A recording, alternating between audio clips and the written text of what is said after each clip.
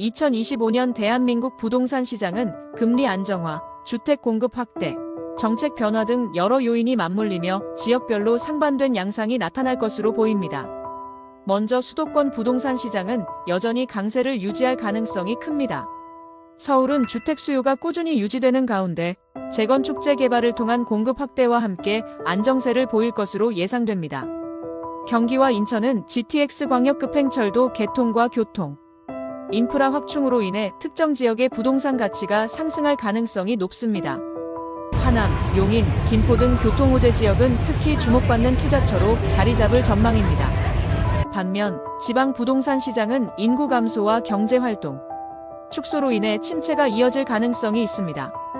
일부 대도시 부산, 대구 등은 공급 과잉 문제로 가격 조정이 예상되며 중소도시는 주거 수요가 감소해 매수세가 약화될 가능성이 높습니다.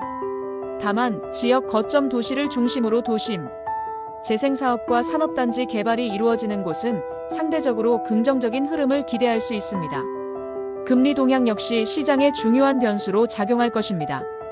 2024-2025년 금리가 안정되거나 하락세로 접어들 경우 대출 부담이 완화되면서 매수세가 일부 회복될 수 있습니다. 이는 특히 수도권 중저가 아파트 시장에서 거래 활성화로 이어질 가능성이 있습니다. 동시에 월세와 전세 간 균형 변화가 나타날 것이며 전세 선호도가 다소 높아질 가능성이 있습니다. 정부 정책 또한 시장 전망의 핵심 요소입니다. 주택 공급 부족 문제를 해결하기 위해 3기 신도시 개발, 공공주택 확대, 민간주도 공급 강화 등이 추진될 예정입니다. 규제 완화와 거래세 감면 등 매수 심리를 자극하는 정책이 시행될 경우 부동산 시장이 안정적으로 회복될 가능성도 있습니다. 장기적으로는 저출산 고령화와 인구 감소가 부동산 시장에 부정적인 영향을 미칠 것으로 보입니다. 이는 특히 지방 중소도시에서 주택 수요 감소로 이어질 가능성이 높습니다. 그러나 수도권 및 주요 광역시는 여전히 인구와 자원이 집중되면서 안정적인 수요를 유지할 것으로 예상됩니다.